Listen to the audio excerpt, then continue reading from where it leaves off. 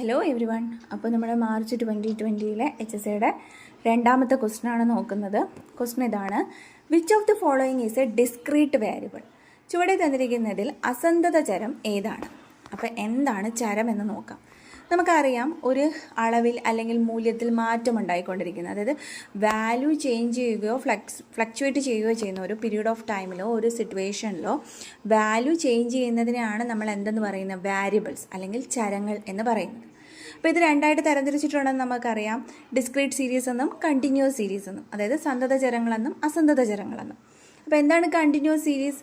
It can be take any value within the range. ഒരു റേഞ്ചിനകത്തുള്ള ഏത് value വേണോ എടുക്കുക, അതായത് ഭിന്നസംഖ്യകളോ അഭിന്നസംഖ്യകളോ പൂർണ്ണസംഖ്യകളോ, അങ്ങനെ ഏത് വാല്യൂ വേണോ എടുക്കാൻ പറ്റുന്നതിനാണ് നമ്മൾ കണ്ടിന്യൂസ് വാരിയബിൾ അല്ലെങ്കിൽ സന്തത ചരങ്ങൾ എന്ന് പറയുന്നത്. ഉദാഹരണത്തിന് നമ്മൾ ഹൈറ്റ്, വെയിറ്റ്, ടൈം, ഡിസ്റ്റൻസ് ഇതൊക്കെ പറയുന്നത് സന്തത ചരങ്ങളിലാണ്, അതായത് കണ്ടിന്യൂസ് സീരീസിലാണ്.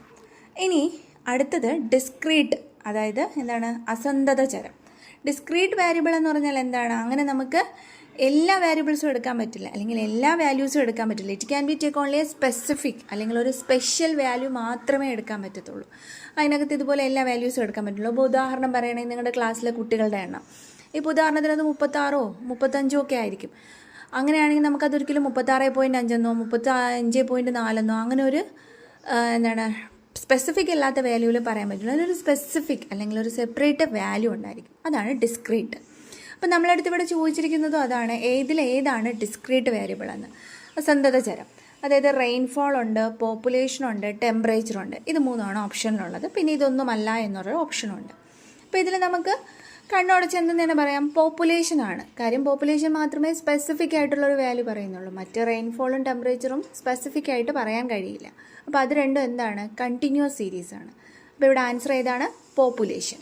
മൂന്നാമത്തെ ക്വസ്റ്റ്യൻ നോക്കാം. മൂന്നാമത്തെ ക്വസ്റ്റ്യൻ എന്താണ്? Which of the following statement is not true with the respect of industrial policy resolution in 1956? 1956 വ്യവസായ നയപ്രമേയം അനുസരിച്ച് താഴെ പറയുന്നവയിൽ ഏത് പ്രസ്താവനയാണ് ശരി അല്ലാത്തത് എന്നാണ് നമ്മളടുത്ത് ചോദിച്ചിരിക്കുന്നത്.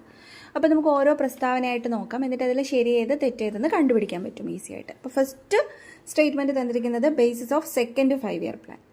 അപ്പോൾ അത് ആൻസർ ആണോ? അല്ല. എന്താണ്? സെക്കൻഡ് 5 ഇയർ പ്ലാനിൻ്റെ അടിസ്ഥാനത്തിലാണ് കൊണ്ടുവന്നിരിക്കുന്നത്, അതല്ല ആൻസർ. അപ്പോൾ രണ്ടാമത്തെ സ്റ്റേറ്റ്മെൻറ്റ് എന്താണ്? Classified industries into 3 category. 3 category ആയിട്ട് ഇൻഡസ്ട്രീസിനെ ക്ലാസിഫൈ ചെയ്തു.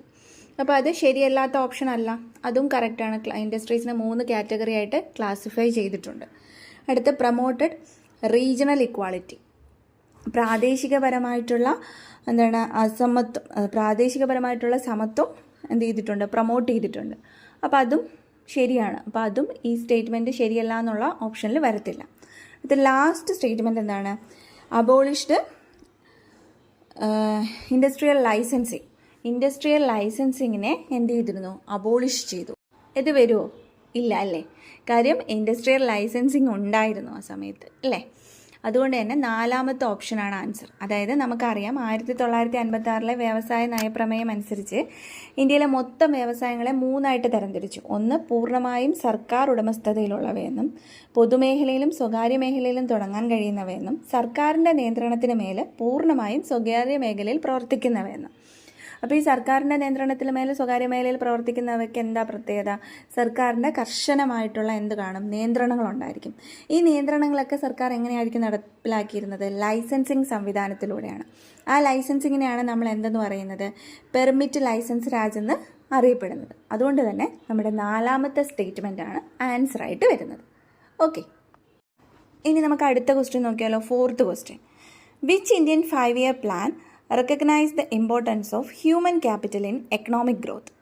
അതായത് ഇന്ത്യയിലെ ഏത് 5 ഇയർ പ്ലാനാണ് മനുഷ്യ മൂലധനത്തിന് എക്കണോമിക് ഗ്രോത്തിന് ഇമ്പോർട്ടൻസ് ഉള്ളതായിട്ട് കണ്ടെത്തിയതെന്നുള്ളതാണ്. അപ്പോൾ അതിനകത്ത് 3rd 6th 4th 7th എന്നിങ്ങനെ 5 ഇയർ പ്ലാൻ കൊടുത്തിട്ടുണ്ട്. ഏതാണ് answer? 7th 5 year plan. 7th 5 year പ്ലാനാണ് ആൻസറായിട്ട് വരുന്നത്. കാര്യം 7th 5 ഇയർ പ്ലാനിലാണ് എന്ത് കണ്ടെത്തിയത്? ഹ്യൂമൻ ക്യാപിറ്റൽ എക്കണോമിക് ഗ്രോത്തിന് ഇമ്പോർട്ടൻ്റ് ആണെന്നുള്ള കാര്യം റിക്കഗ്നൈസ് ചെയ്യുന്നത്. അതിൻ്റെ അടിസ്ഥാനത്തിൽ എഡ്യൂക്കേഷനും ഹെൽത്തിനും ഹ്യൂമൻ റിസോഴ്സസിനും ഒക്കെ ഒരുപാട് ഫോക്കസും എംഫസൈസും ഒക്കെ കൊടുത്തിട്ടുണ്ടായിരുന്നു. അതുപോലെ തന്നെ ഒരു രാജ്യത്ത് ഏറ്റവും കൂടുതൽ, അതായത് ലാർജ് പോപ്പുലേഷനുള്ള രാജ്യത്ത് എന്താണ് ഹ്യൂമൻ ക്യാപിറ്റൽ എക്കണോമിക് ഗ്രോത്ത് കൊണ്ടുവരും എന്നുള്ളതും ആ സമയത്താണ് എന്താണ് റിക്കഗ്നൈസ് ചെയ്യുന്നത്. അടുത്ത് ഫിഫ്ത്ത് ക്വസ്റ്റ്യൻ എന്താ പറയുന്നത്? A system of farming that restores maintain enhance ecological balance. അതായത് ഈ താഴെ കൊടുത്തിരിക്കുന്നവയിൽ ഏത് ഫാമിംഗ് ആണ് അല്ലെങ്കിൽ ഏത് കൃഷി രീതിയാണ് എന്ത് ചെയ്യുന്നത്? നമ്മുടെ പരിസ്ഥിതി സന്തുലനാവസ്ഥയെ നിലനിർത്തുകയും എൻഹാൻസ് ചെയ്യുകയും റീസ്റ്റോർ ചെയ്യുകയും ഒക്കെ ചെയ്യുന്നത് ഏതാണ് എന്നാണ് നമ്മളടുത്ത് ചോദിച്ചിരിക്കുന്നത്. ഓപ്ഷനായിട്ട് cooperative farming, terrace farming, organic farming, none of the above എന്ന് കൊടുത്തിട്ടുണ്ട്. അപ്പോൾ ഇതിൽ ആൻസറായിട്ട് വരുന്നത് ഓർഗാനിക് ഫാമിംഗ് ആണ് അല്ലേ? അപ്പോൾ ഓർഗാനിക് ഫാമിംഗ് ആണ്. അതായത് നമുക്കറിയാം ഓർഗാനിക് ഫാമിംഗ് എന്താണെന്ന്. അതാണ് നമ്മുടെ എക്കോളജിക്കൽ ബാലൻസ്. അതായത് ഈ ഓർഗാനിക് ഫാമിങ്ങിലൂടെ പോഷക മൂല്യം കൂടുതലുള്ള വസ്തുക്കൾ നമുക്ക് കിട്ടുന്നുണ്ട്. പിന്നെ അധ്വാനത്തിന് കൂടുതൽ ഇമ്പോർട്ടൻസ് കൊടുക്കുന്നത് കൊണ്ട് തന്നെ തൊഴിൽ ഒരുപാട് സൃഷ്ടിക്കുന്നുണ്ട്. അതുപോലെ തന്നെ വിഷവിമുക്തമായിട്ടുള്ള ഉൽപ്പന്നങ്ങൾ ഉൽപ്പാദിപ്പിക്കാൻ പറ്റും.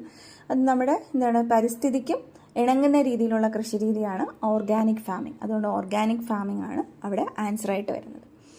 ഓക്കെ.